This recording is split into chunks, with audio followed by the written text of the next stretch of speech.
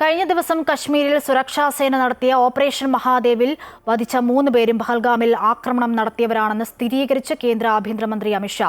സുലൈമാൻ, അഫ്ഗാൻ, ജിബ്രാൻ എന്നിവരാണ് കൊല്ലപ്പെട്ട ഭീകരരെന്നും അവർ നിരീക്ഷണത്തിലായിരുന്നുവെന്നും അമിത്ഷാ വ്യക്തമാക്കി. ഭീകരരെക്കുറിച്ച് മെയ് 22-ന് സൂചന ലഭിച്ചുവെന്നും പറയുന്നത് തെളിവുകളുടെ അടിസ്ഥാനത്തിലാണെന്നും അമിത്ഷാ ലോക്സഭയിൽ ചൂണ്ടിക്കാട്ടി. Lashkar e തോയ്ബയുടെ A category കമാൻഡറാണ് Sulaiman. അഫ്ഗാനും ജിബ്രാനും ലഷ്കർ-എയുടെ A category ഭീകരവാദികളാണ്. Baisaran താഴ്വരയിൽ നമ്മുടെ പൗരന്മാരെ കൊലപ്പെടുത്തിയ ഈ 3 പേരെയും ഇല്ലാതാക്കിയെന്നും അമിത്ഷാ പറഞ്ഞു. ഇവർ പാകിസ്ഥാനികളാണെന്നും വോട്ടർ ID വരെ കിട്ടിയിട്ടുണ്ടെന്നും അമിത്ഷാ അറിയിച്ചു.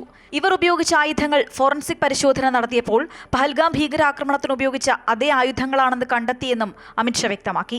जिन्होंने बैसरन घाटी में हमारे प्रवासियों को नागरिकों को मारा था, ये तीनों आतंकवादी ये थे और तीनों मारे गए. സർക്കാർ വാദങ്ങളെ വിമർശിച്ച പ്രതിപക്ഷത്തിനും അദ്ദേഹം മറുപടി നൽകി. പ്രതിപക്ഷത്തിന് പാകിസ്ഥാൻ നയവും നിലപാടുമാണെന്ന് അമിത്ഷാ പറഞ്ഞു. പഹൽഗാം ഭീകരവാദികളെ വധിച്ചെന്ന് കേൾക്കുമ്പോൾ പ്രതിപക്ഷത്തിന് സന്തോഷമാകുമെന്നാണ് താൻ കരുതിയതെന്നും എന്നാൽ അവർക്ക് സന്തോഷമുള്ളതായി തോന്നുന്നില്ല എന്നും അമിത്ഷാ പരിഹസിച്ചു. ഭീകരരെ വധിച്ച സൈന്യത്തെ അദ്ദേഹം അഭിനന്ദിച്ചു.